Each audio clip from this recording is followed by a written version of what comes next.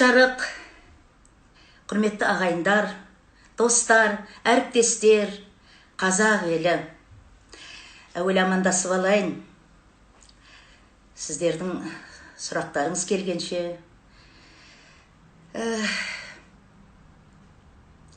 Аманбысың көз көрген қал жақсыма, жақсылықтар тілеймін әрқайсыңа. Бәріңнің де алатын өз орның бар, сендерге мен тілеймін. Сендерді мен тең көрем шын асылыға. Сырласқандар, сыйласқандар, араласқан туыстай боп қимашандар. Бір жүргендер, бір күлгендер, сендер аман болыңдаршы көз көргендер. Сырласқандар, сыйласқандар, араласқан туыстай боп қимашандар. Бір жүргендер, бір күлгендер, сендер аман болыңдаршы көз көргендер дегендей. Амандық тілейм, денсаулық тілейм, жақсылық тілейм. Бүгінгі мынау тікелей эфирге шыққан барлық ағайынға қош келдіңіздер дейм, қош көрдік дейм батысша айтқанда. Иә, мынау енді бірден осындай кішкене қанша сахнаға шығып жүрсек те, жүрегім тарс-тарс, сабақым арс-арс деп баяғыда бір спектакльде Қасым ағам айтушы еді, сол сияқты жүрек тоқтатқан түрім ғой енді. Өзімді мынау өзімнің қызмет жасап атқан ұжымым, туысқандарым барлығы жақсы білет менің өмір тарихымды. Бірақ жаңадан қосылған ағайындар болса, мен сәл өзімді таныстырып кетейін. Ақтөбе облысының Ырғыз деген ауылында дүниеге келдім. Ырғыздан 2 жасымда Шалқарға көшкен екенбіз. Шалқарда мектепке барып 5-ші сыныпқа келген әзірде Ақтөбе қаласына қоныс аударған екенбіз. Өйткені әкеміз сондай қызметте болды, көшіп қонып жүрдік. Сол Ақтөбеде ары қарай мектеп жалғастырып, 8-ші орыс сыныбын бітіріп, қазір енді колледж дейді, ол кезде училищеге түстім. Училищені тамамдағаннан кейін барып, осы консерваторияға келіп Алматыға, консерваторияға актер бөліміне Рабиға Қанабаева мен Ыдырыс Ноғайбаев ағамыздың курсына келіп түстім. Енді жаңағы училище деп жатырым ғой. Өзі қызық болды, орыс мектебін бітіргеннен кейін жаңағы онда айтатын ешкім жоқ. Мен тек ана би үйірмесіне қатысқаннан кейін әйтеуір өнерге барады деп жүр ғой бәрі. Содан дайындық жоқ, не жоқ, қайсыған келем, мен әнші болам деп вокалға тапсырдым училищеде. Мәдени ағарту училищесі Ақтөбенің. Содан «Ой ты рожь» деген әннің шыққан кезі бардым да бірден сахнаға шығып, «Ой ты рожь, хорошо поешь, ты о чем поешь» деп тапсырып шықтым. Құлап қалдым, балым жетпей қалды құлағанда. Содан көңілім бұзылып, есіктің алдына шығып отырмын. Кішкентай ғана ауласы бар жаңағы училищенің. Өзі кішкентай ғана 1 этажды, 1 қабатты жаңағыдай кішкентай ғана үй болатын өзі. Бірақ көп өнер адамы шықты ол шаңырақтан. Содан отырмын, бір ұзынша осындай орындық тұр екен. Қасыма бір кісі келіп алдында көрген екен мені былай-былай жүргенімді. Қайсыған түсіп жатсың қызым деді. Сосын мен айттым, вокалға, бірақ осындай балым жетпей құлап қалдым дедім. Онда сен актер бөліміне түс деді. Бой-бой, мен актер бөліміне қалай түсем, мен орыс мектебін бітірдім. Жоқ, мен білмеймін деп жаңағы нетіп едім. Осындай дүниелер дайындап келіп, пәленше күні кел деді. Сосын оны дайындаған болып келдім. Дайындағанда баяғыда мәдени ағарту, мәдени және тұрмыс деген журнал шығатын. Сонда неше түрлі филетондар сонда жүретін. Бала кезімізде қонақ келгенде соны жаттап алып, жаңағы мамамыз өнерге жақындау болды. Шіркін-ай, жеңешемнің кірпігі-ай, бояған соншалықты әрбір талы шірпіді-ай деп. Сосын айтып келеді де, ерні піскен ет сияқты деп, сондай бір мақал не фельетон бар еді. Соны айтып бердім, ән айттым, әйтеуір сол ағайдың айтуымен актер бөліміне түсіп кеттім. Аллам бұйырып, ол кісі сөйтсем Ташкенттен бітіріп келген, біраз жылдан бері сонда еңбек еткен Қасымхан Бекназаров деген ағамыз екен. Бірақ мен жаңағы олар бірден етуді емес, спектакльдер қоя бастады. Ажар мен ажал, еңілік кебек. Маған болса автордың текстін беріп қояды. Мен ең соңғы партада отырамын. Ал қыздар болса ауылдан келген қандай әдемі қыздар, жігіттер, бәрі рөлге дайындалып атады. Біреуі ажар болса, біреуі бөпіш, біреуі тағы сөйтіп. Бірақ оқи келе бірінші, екінші курсқа көшкен әзірде жаңағы қыздар тұрмыс құрды, аяғы болды, сөйтіп жаңағы ажардың рөлі, еңліктің рөлі маған бұйырып, училище сонымен бітіріп шықтым. Ал енді өнерді шында да ол кезде мынау қазіргі Ақтөбенің театрының сахнасында біздер сол мединститут бар, қасымызда басқа институттар бар, көрермен бар, кәдімгідей спектакльдер ойнайтынбыз. Бірақ жаңағы дипломдық жұмысымда мен үлкен сахнаға шыққаным дипломдық жұмысыммен ол Түркістан қаласы.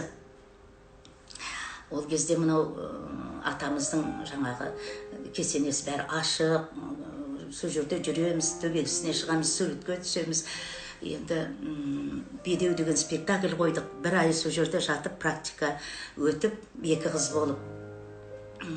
Айсәуле деген қызымыз екеуміз сол жақсы тапсырып келдік. Содан кейін міне консерватория бітіріп, актер бөлімін менімен жаңағы керемет ұстаздарда Құдайберген Сұлтанбаев, Өмірсері Қалиев, Талдықорған театрының халық әртісі, мынау Айгүл Қабиева, Тараздың профессор, қазір университетінде сабақ береді, дәріс береді.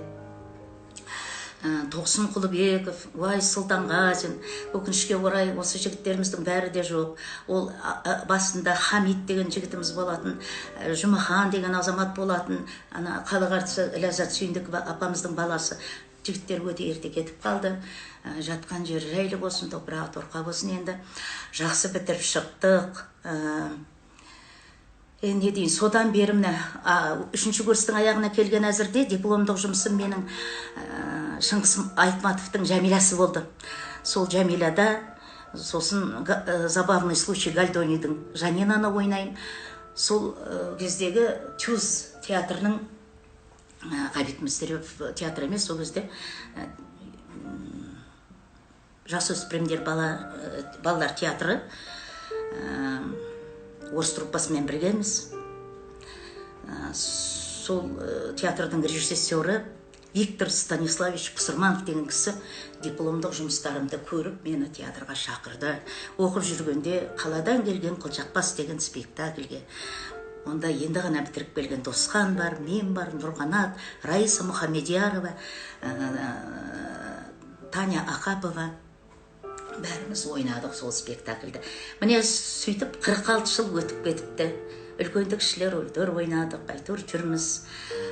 Бірде ренжіп, бірде қуанып, бірде таяқ жеп, бірде маңдайымыздан сипап әйтеуір келе жатырмыз. Міне. Сол енді сұрақтарыңыз Дидар бір қарасын, сұрақтарға жауап бергенше кішкене бір көңілімізді көтеріп алайық. Әңгіменің арасында құрғақ қасық ауыз жыртады дейді. Мен негізі романсты жақсы көремін, сондықтан сіздерге бір жаңа айттым ғой, орысша оқыдым деп. Орысша айтып берейін. Ал кеттік балам.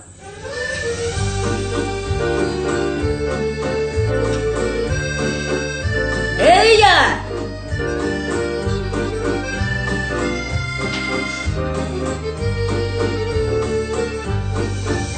В лунном сиянии снег серебрится, вдоль по дороге троечка мчится. Динь-динь-динь, динь-динь-динь, колокольчик звенит, динь-динь-динь, динь-динь-динь, о любви говорит.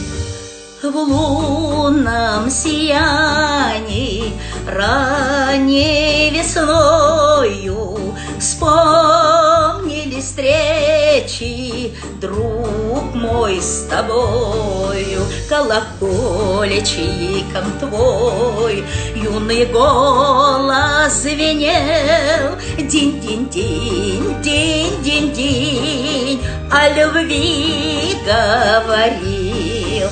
Колокольчиком твой юный голос звенел, динь-динь-динь, динь-динь-динь, о любви говорил. Эх!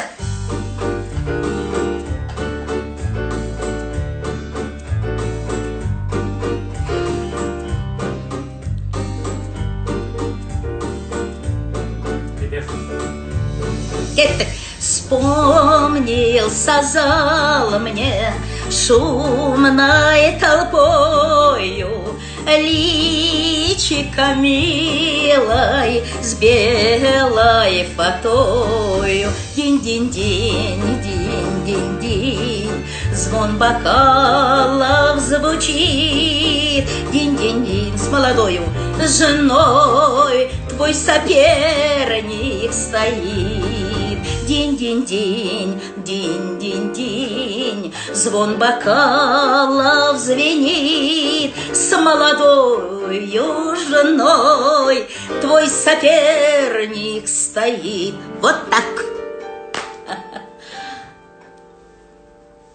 Әлі де жүрек тоқтамай жатыр.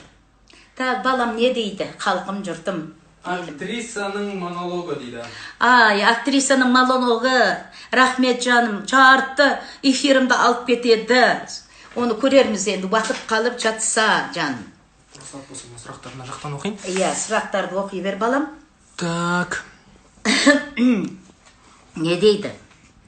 Барлық осы сұрақ қойып отырған жазып атқан. Лидия апай керемет жансыз дейді. Рахмет, рахмет. Баршаңызға жазып атқан рахмет. Әріптестерім бола ма, елден хабарласып, жан жақтан Лидия апай хабарласқан. керемет. Қазақтың мақтанышы дейді. Леке керемет дейді. Еңбегіңіз жана берсін, менің сүйікті актрисам әпкем. Рахмет, басым дейдім. Так, сұрақтар. Иә, Жақсы кісіні 7-ші сыныпта дейді Жомарт Зейнабіл аға. Қандай так, кәз. Қандай тамаша, аман жүріңіз дейді. Шағала еске түсті дейді. Жарайды, онда мен мынау... Мы вас любим дейді. Рахмет за признание в любви. Любовь деген жақсы ғой ол. Иә. Мен енді мына театрға келген әзірден бастайын. Қысқа жолы батырым, енді жалпы алып жатырым. Әйтпесе әрқайсыны бөлек тоқтасақ, уақыт деген жетпейді, 2 сағат керек. Театрға әптеп келгенде менің керемет партнерларым болды.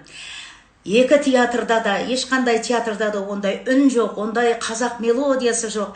Байділда Қалтаева ағам, халық әртісі, Сәлима Саттарова апам, Амина Ерғожағызы Өмірзақова, Тамара Қосыбаева апам, Құланбаевтар, Бақтыгереевтер апам, Марияш апам мен, Мұрат Алиевтер, барлығы енді айта берсе, Чапай Зұлқашев ағамның өзі неге тұрады. Атай келді Смайылов ағам, бәрімен қалжыңдасып, бәрімен әзілдесіп, әсіресе мына гастрольге шыққан кезде Байділдағамен керемет еркелететін мені.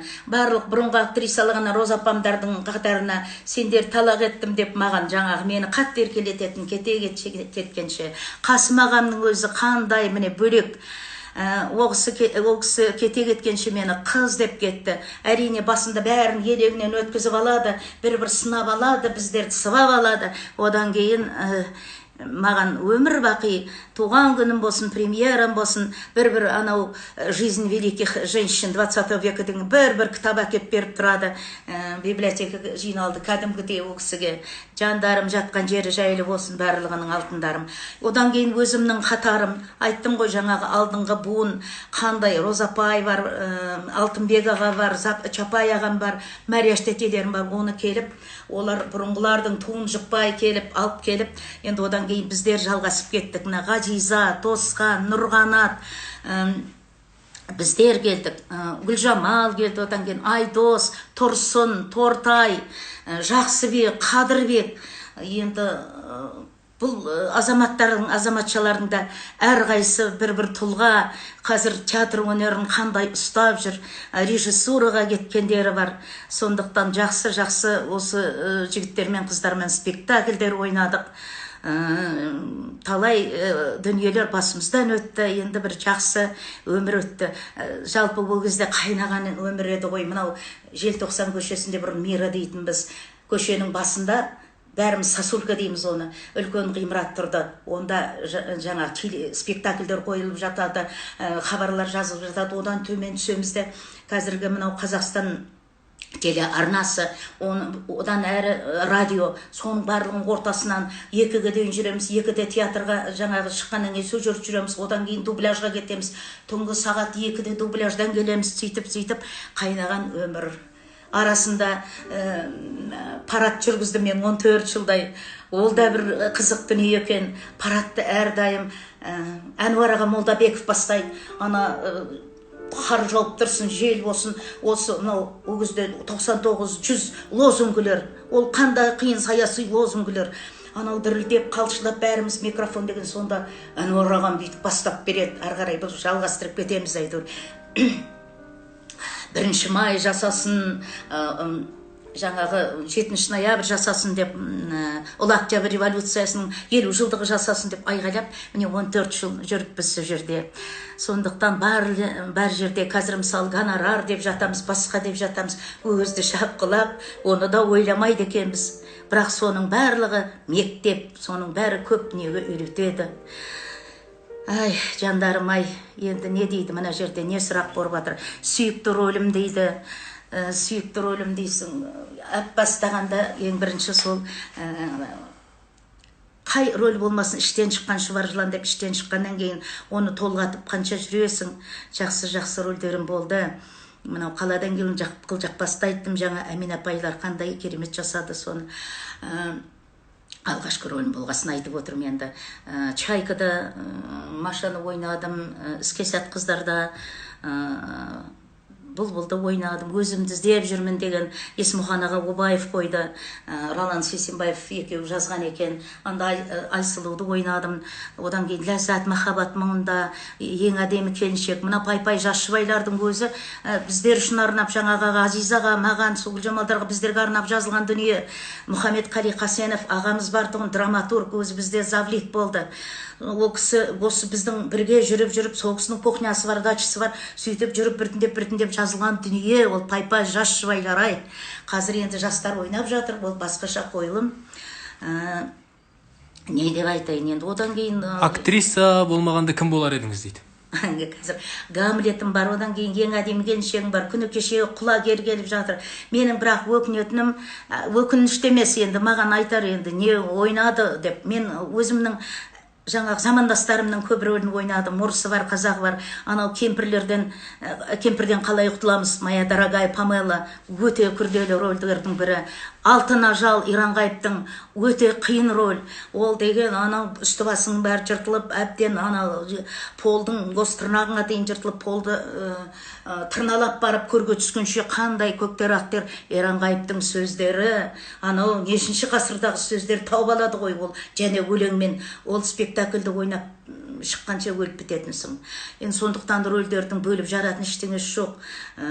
Мен сол режиссерлар енді жаңағы Пұсырманов дедім, Байсеркенов, Обаев, Мажурин, Жанат Хаджиев, Нұрғанат Жақпаев, осы жастар кейінгі Жұлдызбек, Фархат, Теменов, барлық қандай қойылымдар болды соны ойнадым енді.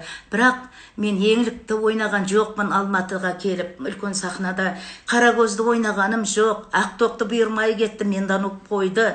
Бірақ ол спектакль өтпей қалды. Одан кейін Райымбек аға келіп, біраз жылдардан кейін біздің Райхан Ақтоқты болып, біздің театрның тарихында қалды.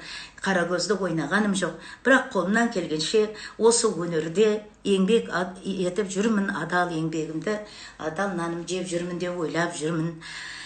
Сол жаным, жаңа не дедің? Ең әдемі келіншек жайлы айтсаңыз. Ең әдемі келіншек енді бір күні Қызылорда қаласында гастрольде жүргенде бір көңіл күйім болмады ма, ол кезде мына Дидар да жоқ, өзім жаңғыз отбасым жоқ, көпке дейін жаңғыз жүрдім, жасыратын не бар.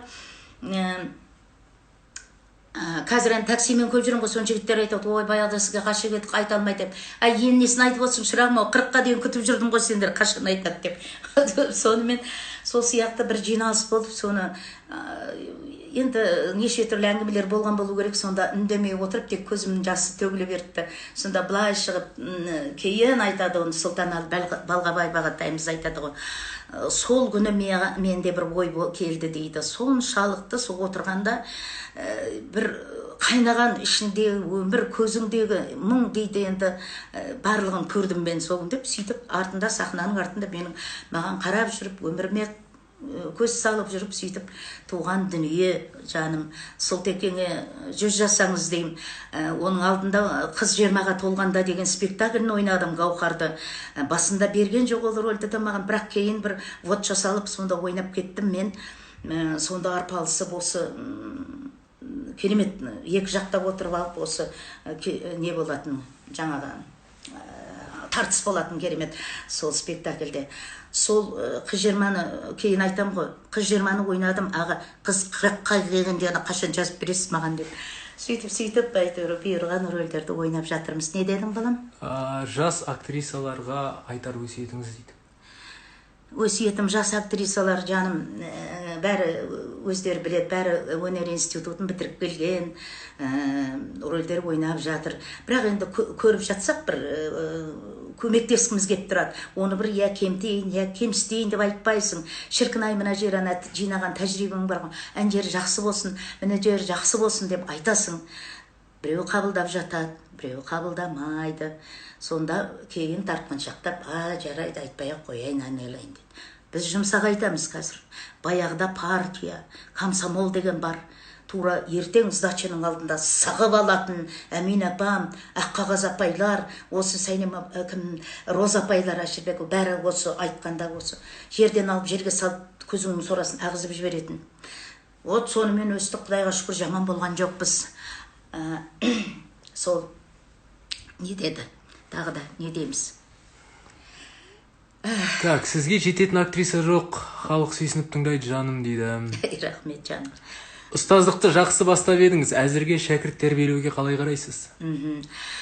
Енді балалар үйреніп, сахнаның артында тұрып, бізден талайды не үйренем деген адам үйренеді ғой өзі, табиғатынан болса. Ал енді ұстаздыққа мен кезінде барғам, бірақ осы семья жағдаймен кішкене 1-2 жыл сабақ бердім де кетіп қалдым. Дидар кішкентай болды, онда қалдыратын адам жоқ. Сол кезде театрым бар, 8 айлығынан театрға шығып кеттік біздер. Анау Әли Оқапов бар, Роза. Концертке шығып кетеміз 8 айлығында, бұлар қай жерді араламады. Ол кезде Гурьев, Орал, Ақтөбе бәрінде мәмәсін еметте сахнаның артында жатады. Біздер жаңағы концертімізді қойып жүреміз, спектакльді былай қойғанда. Одан 4 жасынан спектакльге қатысты, бұл қатысқанда көріп отырады. Сөйтсе Гүлжамалдар анау өзінің үзілісінде әңгіме айтып отырады. Сөйтсе бұл айтады екен, ұят емес пе, мамам спектакль ойнап жатыр деп. Сөйтсе Гүлжамал, ой, бізді де көш масқара қылды деп. Сөйтіп талай мынау не жақта жүрміз, Құлсары жақта бірін айтып біріне кетеміз ғой. Мына балалар екеуі ненің жаңағы бірінші бір шығу ғой енді гастрольге. Соны сахнада тұрмыз, бүйтіп қол шапалақтап, бәрі рахметін айтып, ой, мына екі жігіт келіп қалыпты, қай мінгіземіз, ат мінгіземіз деп сөйтіп жатыр ғой. Сөйтсе Роза музыкада бақылауда отырмыз ғой, бүйтіп қойып. Қасқыр жеп қояды ғой, өндіріп қойып. Шынымен қасқыр жеп қойды-ау дейміз оны енді. Так, балам, мен енді жаңағы Есмұхан ағаны айттым ғой, сол кісінің бір спектаклі болатын, жақсы. Бәріміз ойнадық, осы Ғазиза бар, Тосқан бар, Нұрғанат бар. Сонда бір ауыз өлең бар, жақсы сондай. Есмұхан аға екеуміз қосылып айтатын едік, бұл кісі жоқ енді қасымда, сондықтан өзім айта берейін.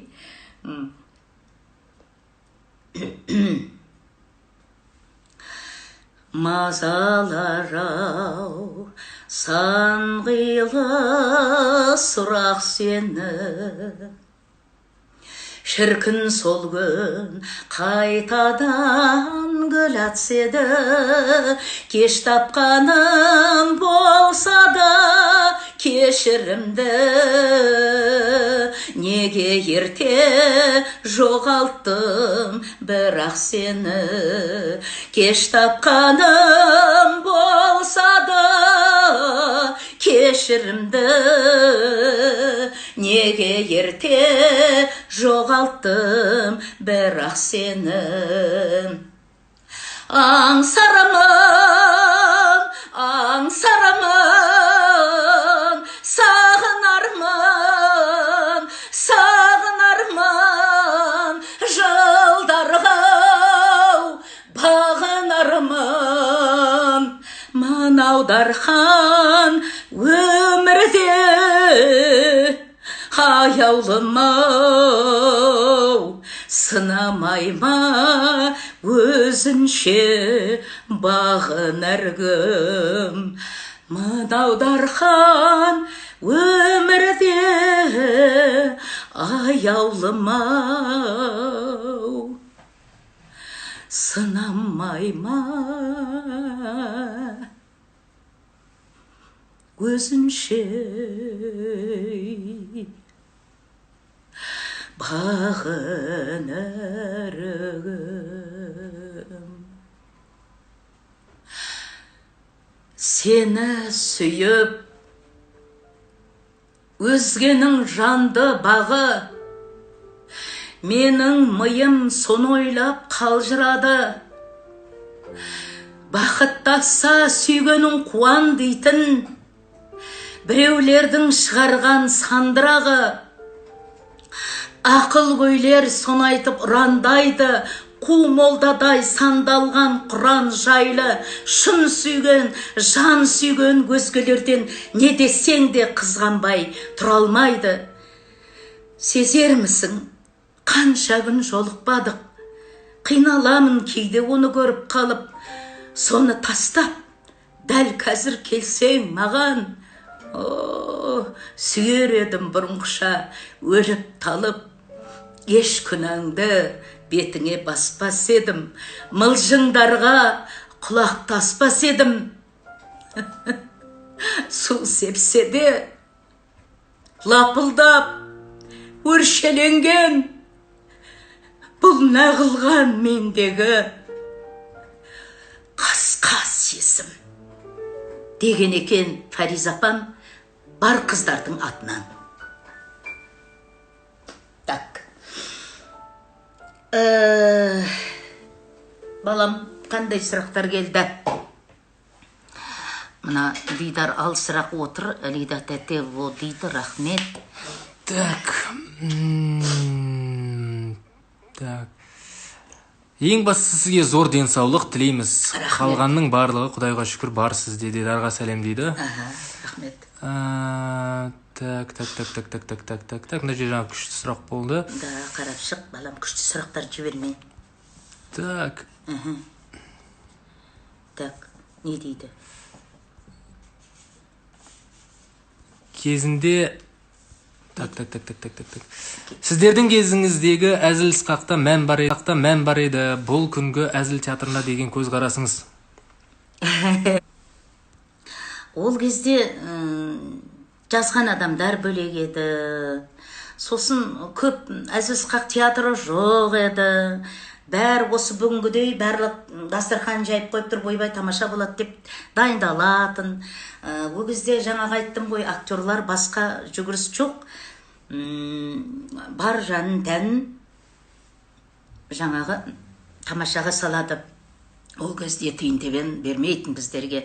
Пригласительный береді, оны біз жаңағы мұғалімдерімізге береміз, дәрігерлерге береміз, достарымызға, туысқандарымызға береміз. Сөйтіп халық елек-легімен ағып, сол тамашаға 3000 халық жиналатын. Шона Асмаханұлы, Оспанхан Әубәкіров ағаларымыз сондай екен. Маған көбіне енді Ардақ Қонақбаева деген қызымыз Ақтөбенің тумасы жазатын жақсы дүниелерді. Қазірде неге? Мысалы, Шаншарда жақсы актерлар, жақсы қойылымдар болып жатыр. Сосын ана қандай еді? қырандар ма балам, мына өнер қырандары. өнер қырандары бар ғой, жақсы. енді әрине ол Лұқаңның кезіндегідей тамаша жоқ деп айтсам болады. Одан кейін өйткені қызы ары қарай жалғастыру қиындау болып жатыр, оған енді актерлары да басқа. Тапсырған біздің Асылбегіміз ол басқа театр ашып кетті деген, сонымен солай балам. Енді Сахнадағы ең қызықты оқиғаңызды айтып берсеңіз. Түкті қызығы жоқ, оның анау нені ойнап жатырмыз. Құдай-ау, осы сахнадан көп таяқ жедім мен. Мына қабырғам сынды, ол дұрыс біткен жоқ. Ничего деп жаңағы премьера тапсыруымыз керек деп жүре берттім, кейінде трещина түгін емес, ушиб деп трещина болып дұрыс бітпеген қисықтың қазір. Қолды сындырдым. Дұрыс қоймай, декорацияны өзі балалар ауыса береді ғой, ана жалақысы аз болғаннан кейін. Сонынан жүгіріп шығып, осы анасын аңсаған қызда алдында ғана аяғымды сындырып, сахнаға шыққаным сол еді. Сүрініп кеттім ба, тез Байғалиға айттым, ойбай, туфлиім тап, қараңғыда свет жанбай тұрып, туфлиімді бір кезде қарасам, мына қолым былай міне үсіп кеткен. Сонан кейін өзі бірінші актісінде ғана бармын, Алтынбек ағаларға бар, айналайын деп, тезірек ойнаңдаршы деп. Не болды саған деп қояды да. Бір кезде қолымды көрсетім, ойбай деп. Сонымен сахна жабылған бойда үйге алдында айтып қойғанмын, қазір келем деп. Соны жылап еңіреп айттым, келе алмайтын болдым, мен больницада отырмын, қолым салып жатыр деп. Сол одан штанкет қылады тура мұрныма, міне көрдіңдер ғой, жақсы кісі де. Сонан кейін Жанат Хажиев айналайын самандасым менің айтады ғой, кейін жаңағы тапсырғанда премьерада бір не жазып береді ғой біздерге, жаңа программка. Сонда айтады ғой, чтоб на нос больше тебе не падали штакеты деп, жаңағы қан деген заулап жатыр. Сонда да қоймай сүріп бәрі ойнай береміз ғой біздер. Барлық температурыңды, бәрін сахнаға шыққанда ауырып тұрған жеріңді ұмытып кетесің. Қазір дәрілеріңді ішіп, уколдарын салып, балалар айтады, жаңа ғана ауырып тұреді, ой, Лида апай, осы шауып кеттіңіз ғой деп. Мына әсіресе спектакльде, кейінгі спектакльдерін жақсы көретін рөлдерімнің бірі мынау Қара шекпендегі қояным. Ойбай, ол қоянға мен қалай түсіп қалдым. Майемиров, Асхатжан мені алдап соқты ғой. Ананы оқығаннан кейін пьесаны мен айттым, Құдай-ау, мынау қояның деген масқара, маза жоқ қой, мына қоянда ұшып тұрып, жоқ апай, сіз отырасыз, қалған жастар қимылдайды ғой, сөйтіп бастап кеткен ақыр аяғында. Менің қоянымнан мазасыз адам жоқ қой, сол жерде отырады, жүгіреді, тұрады, анау залды айналып келеді ғой. Тура, наоборот, жастар өздері бүйтіп керісінше тұрады, өздерінің сөздерін айтып. Сөйтіп қызық болды. Жақсы көретін кейінгі рөлдерімнің бірі. Фархатжан келіп құлагер деген дүниені қойды. Онда да кішкентай болса да бір жанымызды салып тұрып, ана баланың өзінің ынтасын айтыр сөйтіп. Сосын тағы Ақтөбе қаласына міне сәлем айтам. Ырғыз, Шалқар, Ақтөбе, өзімнің оқыған жерлерім, Алматым, бәріне бүкіл Қазақстан жеріне сәлем айтам, түкпір-түкпіріне. Қай жерде жаным болдық біздер. Бәріңе сәлем айтам. Сол Ақтөбеге барып, келіндер көтерілісі деген сол Ақтөбенің ұжымымен ойнап келдім. 5 спектакльді қатарынан қойыпты. Нұрханға айттым, айналайын-ау, мен жасым келген адам, мына 5 күн қатарынан келіндер көтерілісі оңай ма деп. Жоқ деген мен де жаңағы Аллам қолдап сөйтіп жақсы өтті. Полный аншлагпен бәрі де. Сонда менің коллективім айналайын ұнаған нәрсе әрқайсы, мына жерден маған үйреніп кеткен жерде менімен бірге осы әрқайсы бір соншалықты беріліп, рөліне жан шығып тұрып, менің ойнатқанда ана жерде Аяжан деп, енді келемеді енді бір. Алтындарым, сәлем сендерге. Қазір Бақыт Аитова ойнап жатыр, айналайын. Балам, қайран жүрегімді айтып берекші, жүрегім ауырып кетті. Елімді, жерімді айтқанда. Кеттік. Мынау бүгінгі менің кешімнің диджейі. Өзің өлең айт десем, сенің кешің ғой мама деп қойды ғой. Көркемдік жетекшісі осы Дидар Ермекұлы.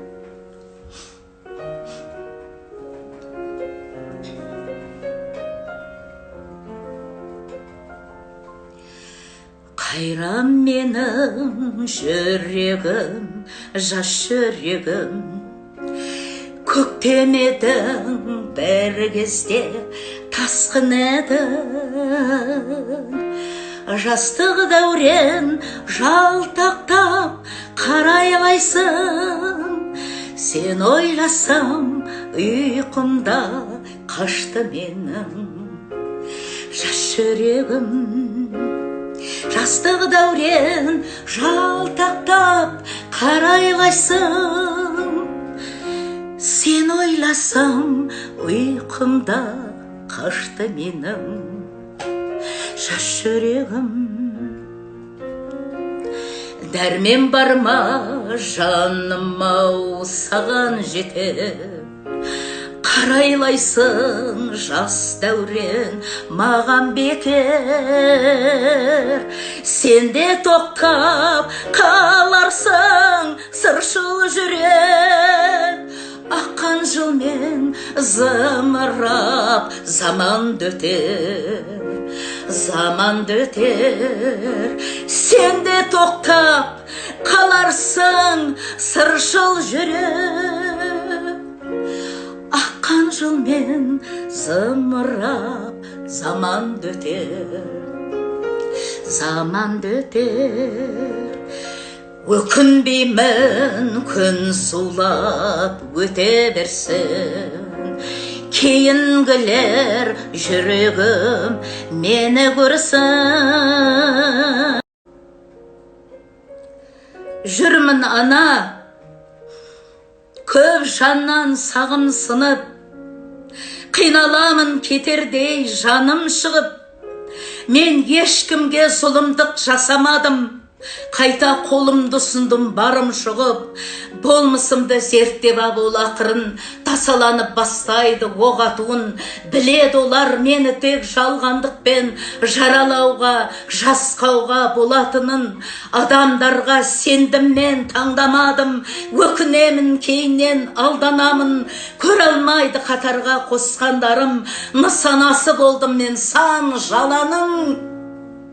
Алданбауға, адамға күлімдеген, сенбеуге де серт еткем, дірілдегем. Тырсам да өзімді өзгерте алмай, содан ана қажыдым. Бүгінде мен деген екен қазақтың талантты бір қызы, менің апатайым Фариза Оңғарсынова.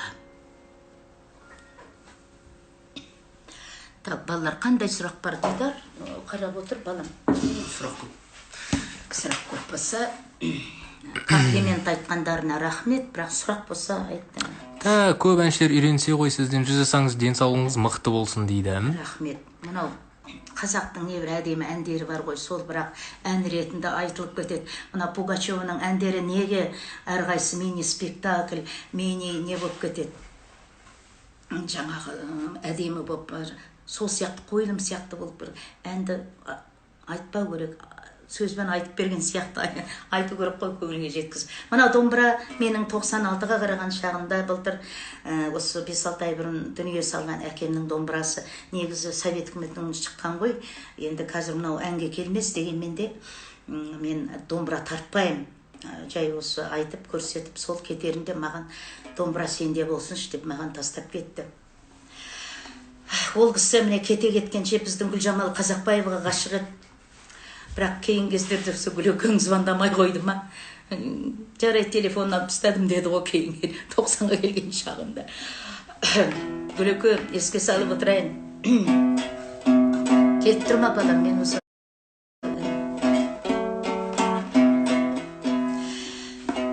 Өмірдің, міне айттым ғой. Өмірдің көбі кетті, азы қаладай. Айдыннан аққу ұшып қазы қалдай. Ерекше құлай сүйген сүйіктімнің санамда сыңғырлаған сазы қалдай. Санамда сыңғырлаған сазы қалдай. Төбемнен төңкеріле күн күледі, сәулесін тұла бойға сіңдіреді. жаздан соң тұнжыраған күзім келіп, қояма қабақ ашпай, кім біледі-ау, қояма қабақ ашпай, кім біледі. Оянып жан сырыммен көктемеден, арманның асқарына беттегенем. Биікте бара жатыр кейінгілер, мен жаймен түсіп келем көк төбеден. Мен жаймен түсіп келем көк төбеден. Өмірдің көбі кетіп азы қалады. Я, заман жастардікі, олар биікке өрмелейді. Біздер шәймендеп оларға кезек береміз, орын береміз дегендей. Қазір енді осы әнді Төлеген ағамыздың бір өлеңмен жалғастырып кеткім келеді. Сонымен уақытта біраз жерге тайып қалады шығар. Бір жетсе, менің ажалым жетеді, найзағай оттарынан, сатқындар оқтарынан, өйткені мен теңіз боп ақтарылам. Бір жетсе, менің ажалым жетеді, адам қолы жасаған ұяттардан қалыңдығы осынау сияқты орман. Әйтпесе пысықтыққа пысқырмайды мендегі қуаттарман. Мен күн сайын теңіз боп ақтарылам, бұлбұл болып шулаймын бақтарыңнан. Көктем жаққа бұлбұлдар ұшырамын, жазираның ақ түтек ақпанынан. Басқасынан ажалым жетпес менің, жауыздықпен өйткені шектеспедім. Мен жарақат салмаған семсередім, сондықтан жарқылдаймын, әйтпесе өтпес дедім. Өле берсін күншілдер күйігінде, өз ғасырым, өзімнің иінімде. Ақ жаңбырлар тоздырған тау сияқты, мен өлемін өзімнің биігімде деген екен. Мәне, мынау күзің келген әзірде көп дүниеге басқаша қарайды екенсің, көп дүниені еске алады екенсің. Мынау кішкене жанталасып, ойпырмай деген әзірде, сабыр, сабыр, Алланың бұйырғаны алған, Алланың жазғаны болады деп өзіңді өзің сабырлыққа шақырып сөйтіп отырады екенсің. Так, не дейді балам? Пусть актеры не дейді балам? Оқышы мынаны. Пусть актерская игра всегда будет на высоте. Пусть. Аминь. Так, на телефон целый. Пусть жизнь постоянно преподносит приятные сюрпризы. Нағыз өнердің биігінде жаса дейді. Аминь. Любимая наша. Любимый дейді, любовь дейді ғой, любимый деген. Махаббат деген жақсы ғой ол. Негізі көп адамдар актрисаның монологын сұрап жатыр. Уақыт бар әлі негізі? Бар ма? Әлі 15 минуттай уақытыңыз бар. Асықпай. Онда жарайды. Халықтан үлкен емеспіз, халықтан биік емеспіз, сұрағандарын айтып берейін енді. Негізі тағы бір басқа монологым дайын, актриса туралы, ол басқа.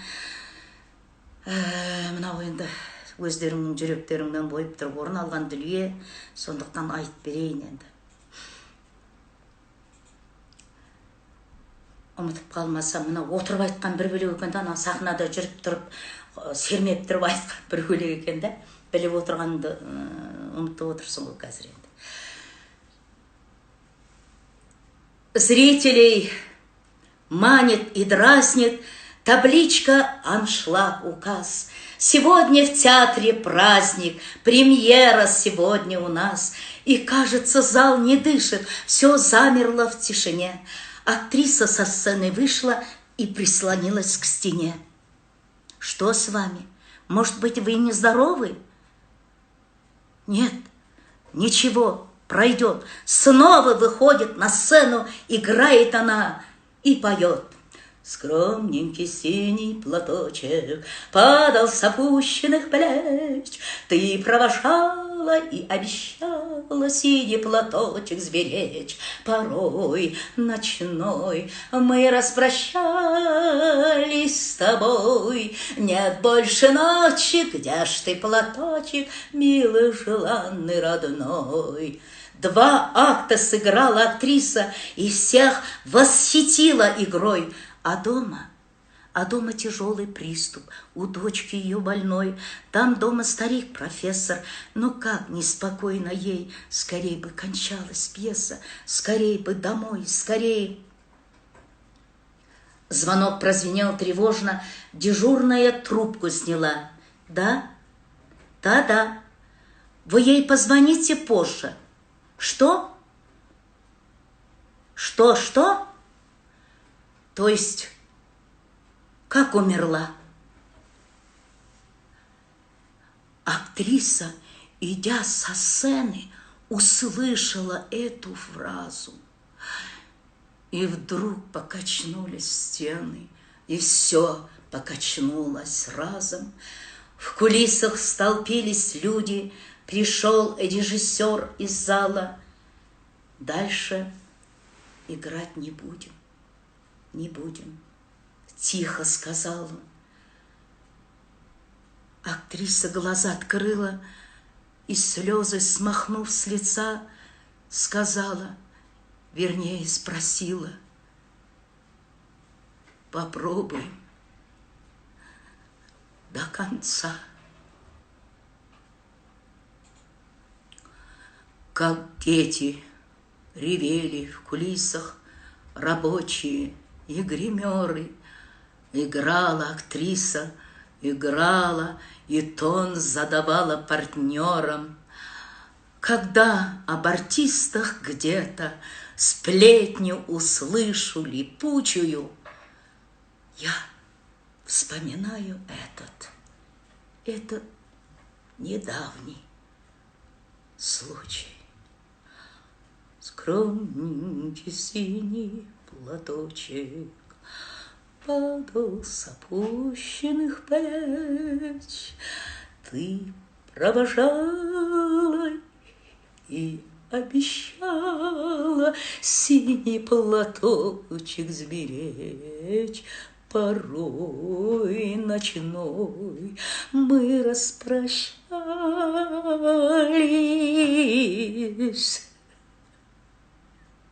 с тобой.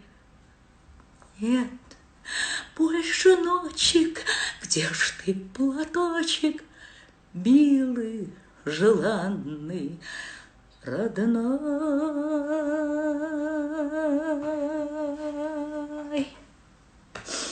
Міне балам, сұрақтар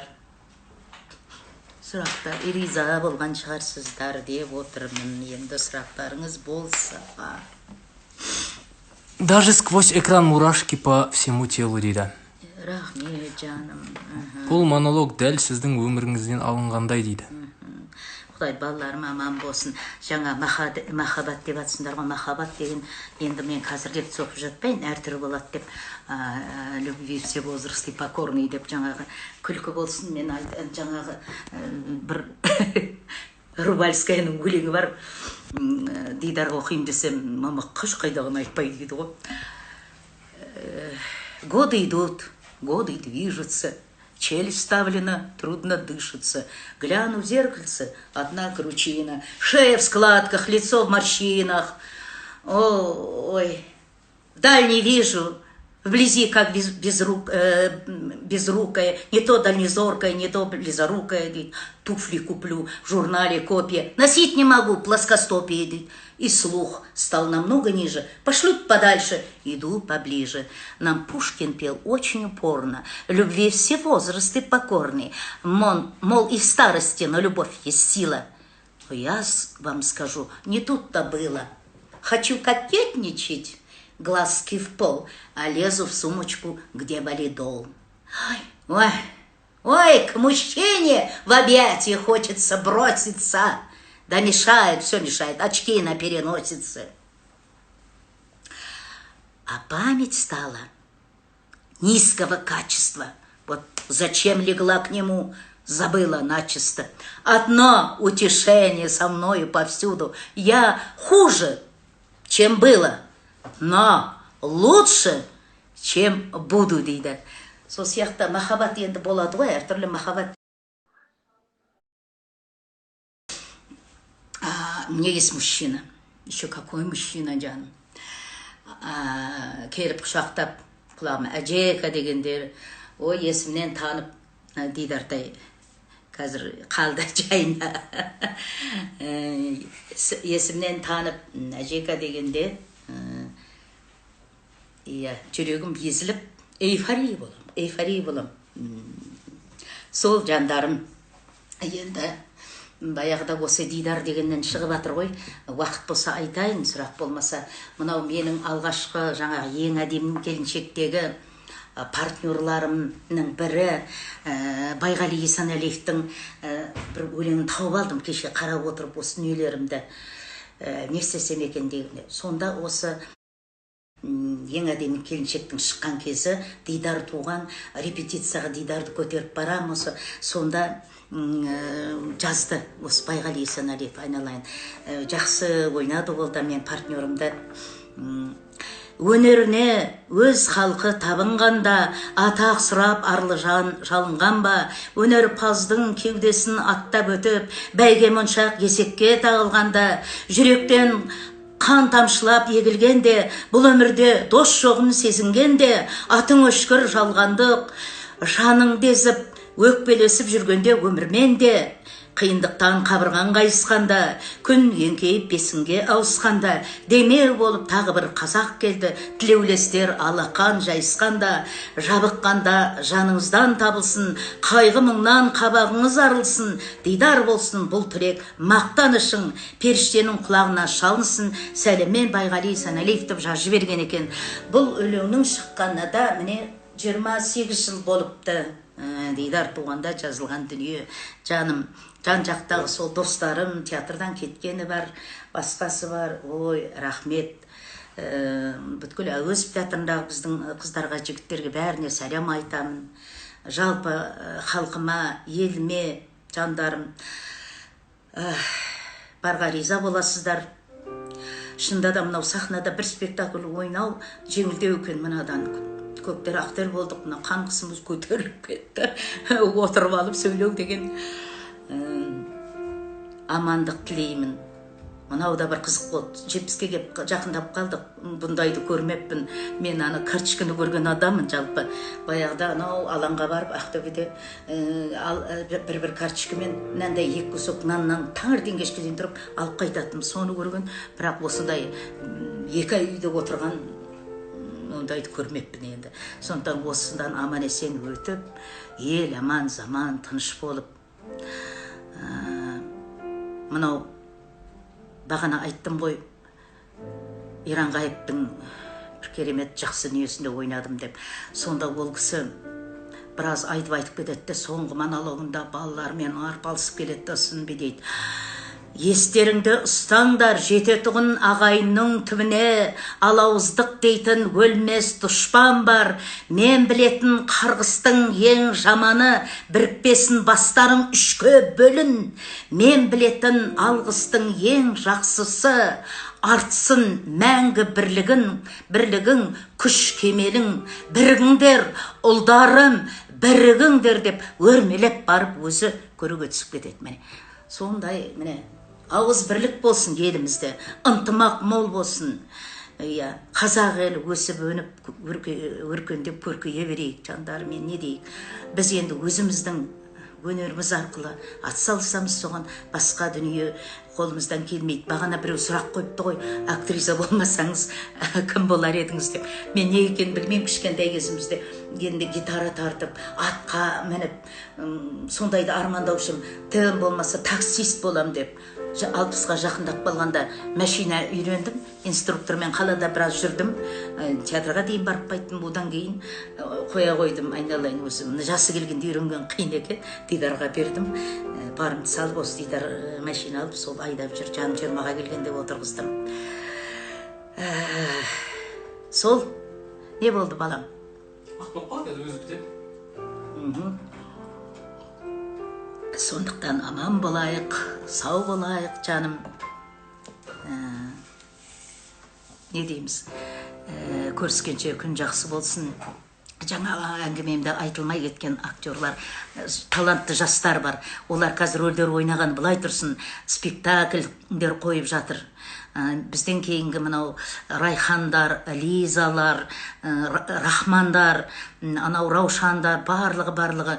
Одан кейінгі анау Толқын, Жанар, Динарочкалар, Ақботалар. Барлығы жалғасып келе жатыр. Жігіттерден анау Шағуан бар, Данияр бар, бәрі. Қазір Елдаржан хабар жүргізіп жатыр. Айналайын, тек жақсылықпен кездесейік.